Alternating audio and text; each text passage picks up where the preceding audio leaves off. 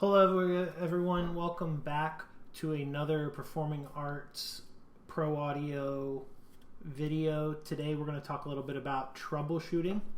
I've been a little slow putting these videos together. The school year kind of got away from us and we had to teach, obviously, because I teach both band and chorus. And we are currently the first day back from spring break, and we're not going to school because of our lovely virus that is spreading across the state of Florida, and all the schools are shut down.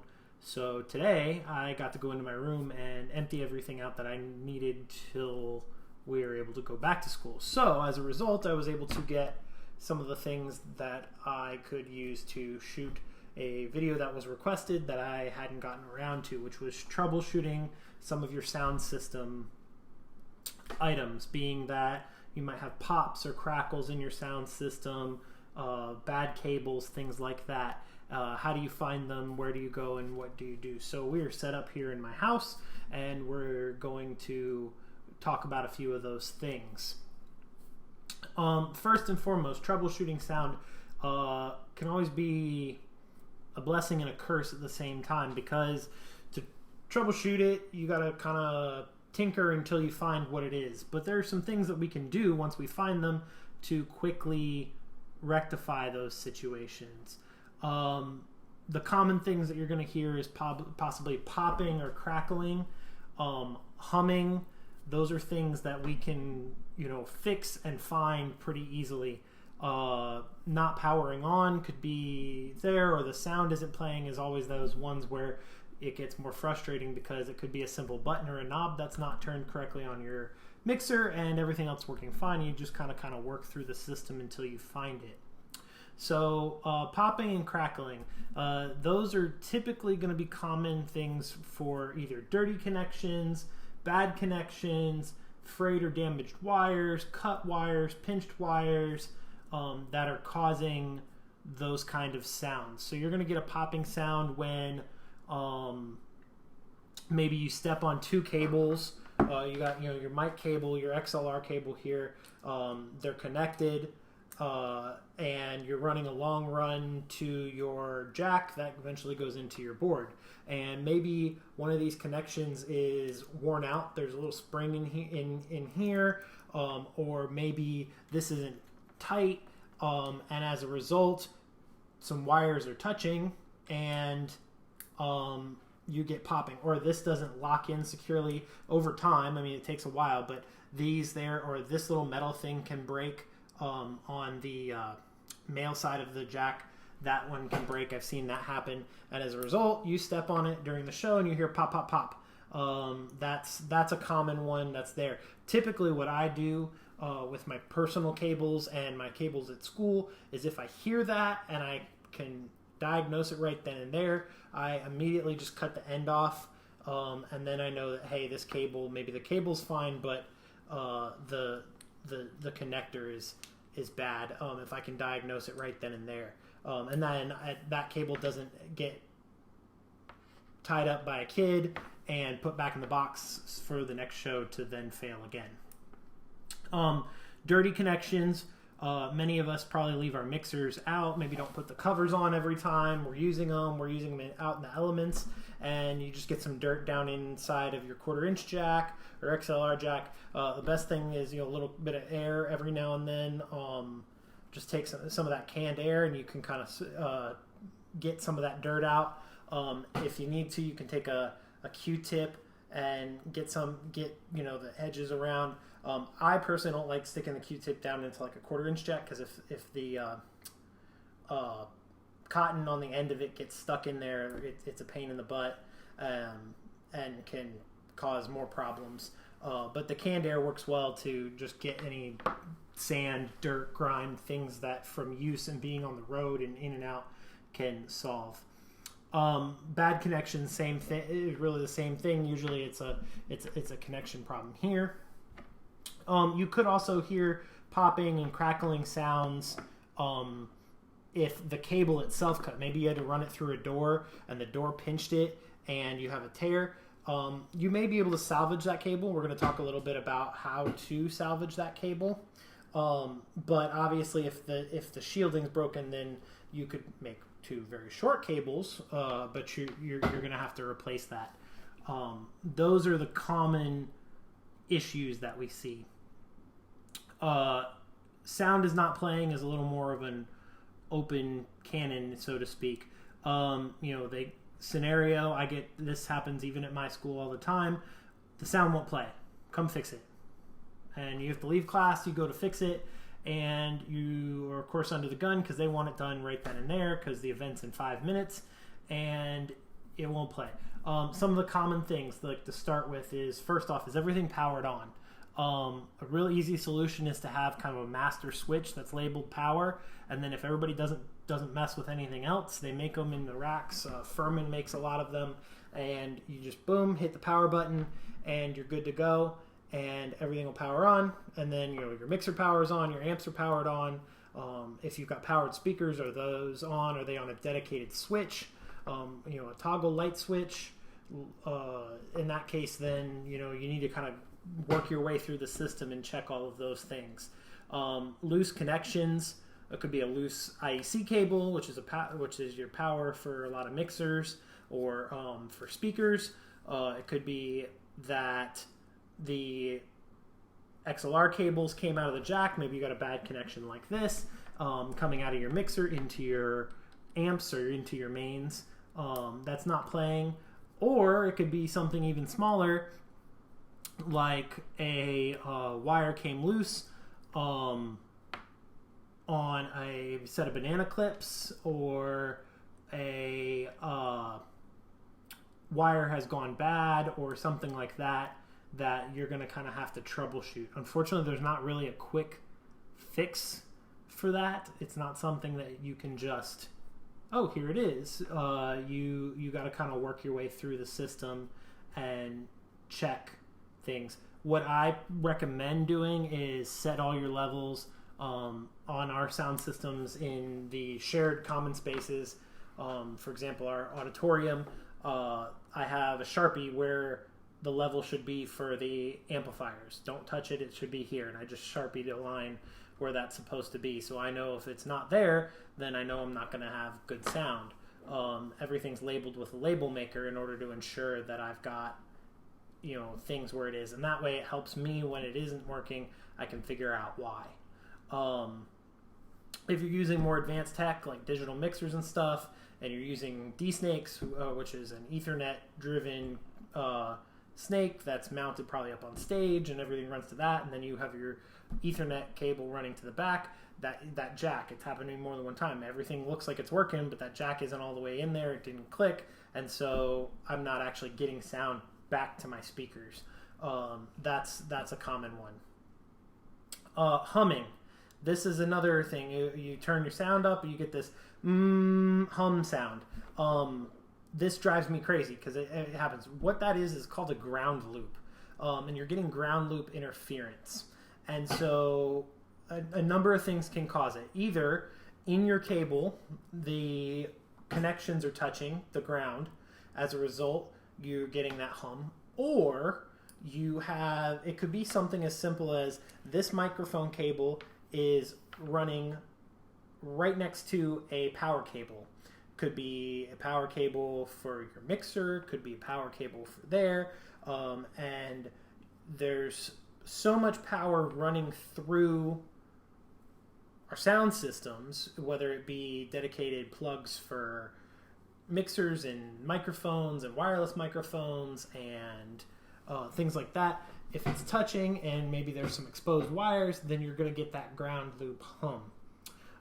Just recently, I had to chase a ground loop in our auditorium, and the way our auditorium's set, you can go back to the previous videos. You can see visuals of this. The way the auditorium is set, we have a screen beam, which is what Windows computers can use to project on the display for the projector, and that screen beam was causing ground loop interference when it was connected to the audio jacks in our line mixer.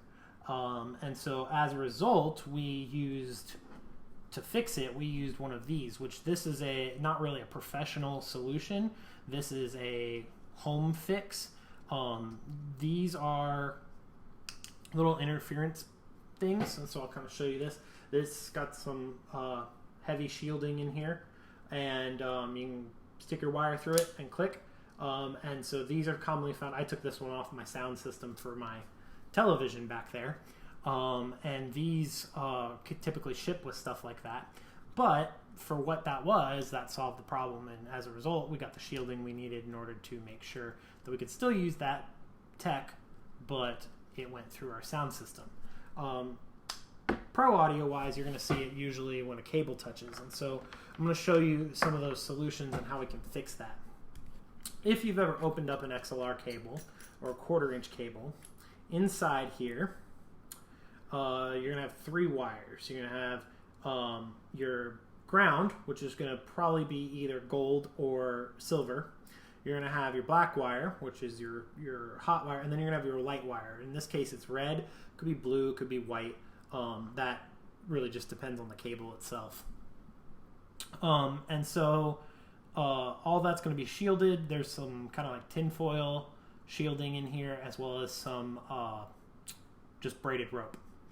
If these wires if I was to like spin this and they were touching, you could get the hum, or you would get a short.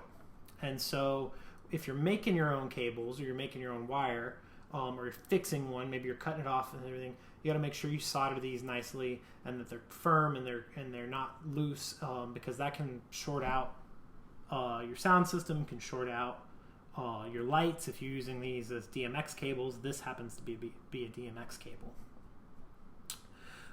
So how do you test this? How do you know it makes sure it's right? Well, there's a couple different ways. So what you can do is, if you have a soldering kit or something similar, you can get one of these little continuity multimeters.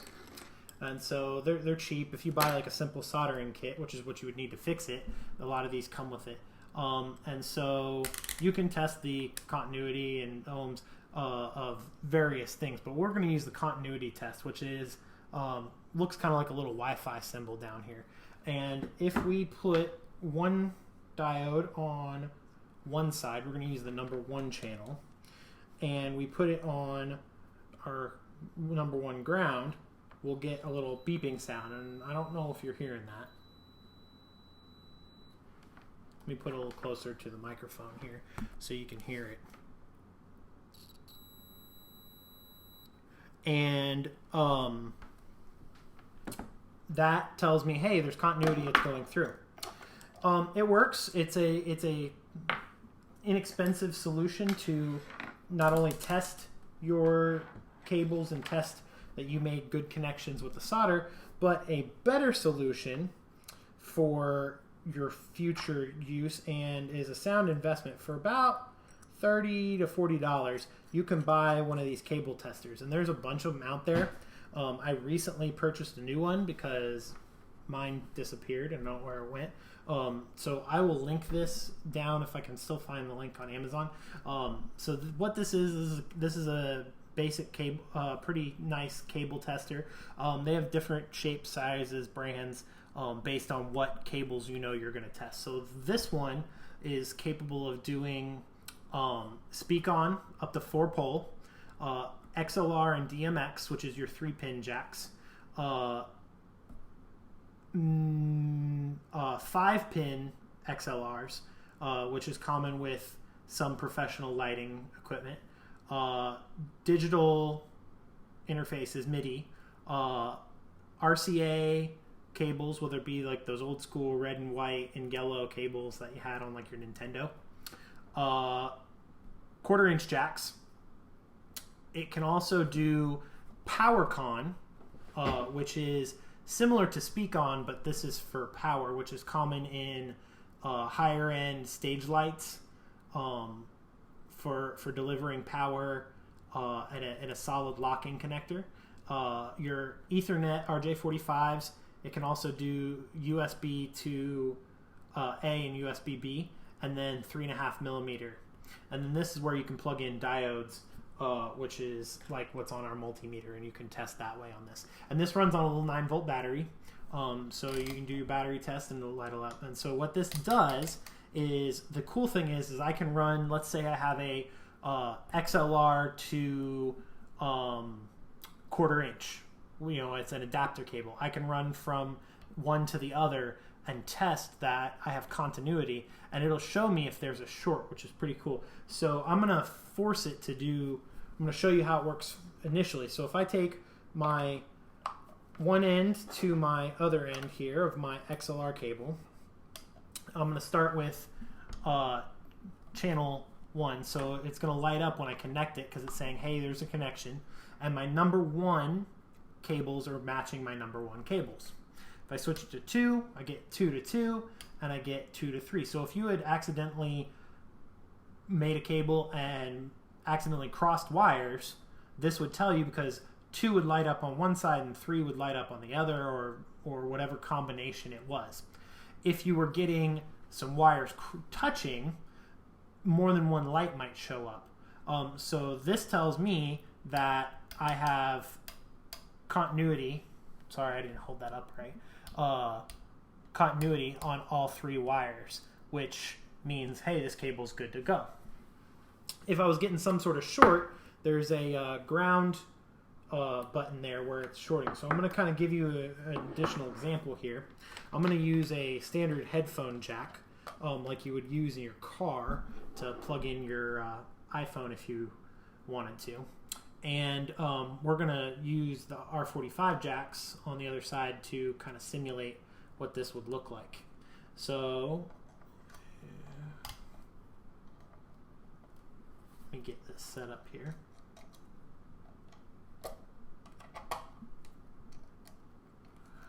Okay, so in this instance, we are coming out of our, get it where you can see it on the camera. Sorry, we're dealing with non-school equipment.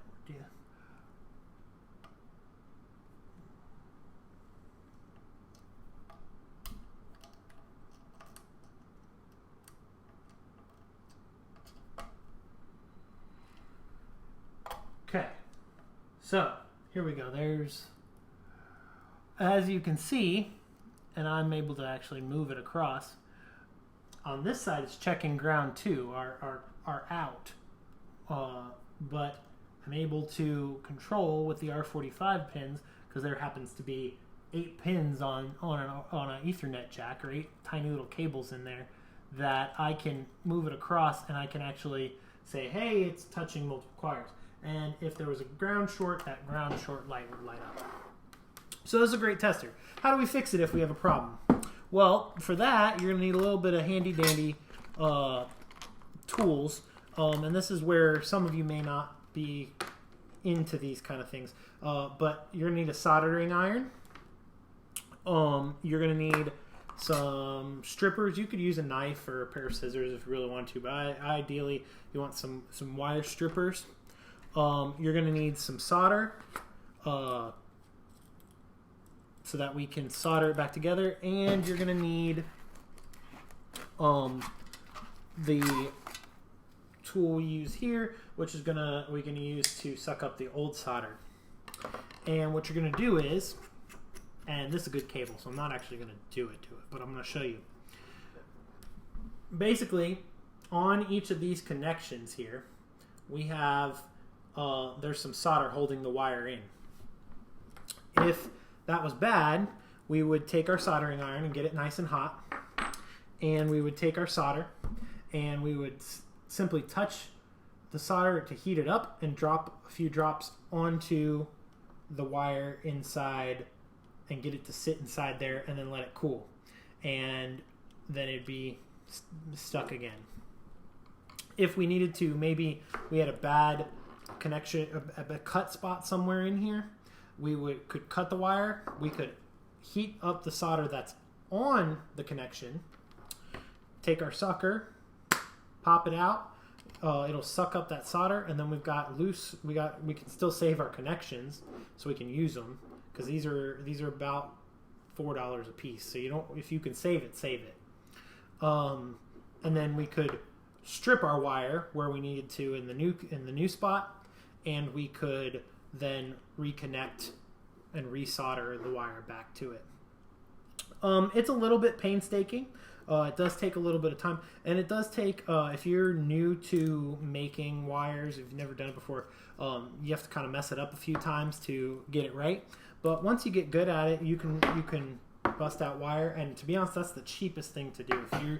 If you're running a new sound system and you're putting in new stuff, buying the bulk wire and just cutting it, soldering it, and putting the ends on it yourself is the easiest way to do it, because otherwise you can't account for how long a run you need, and going up and down and making really nice clean things inside walls and stuff is much easier when you've got raw wire, especially raw microphone wire.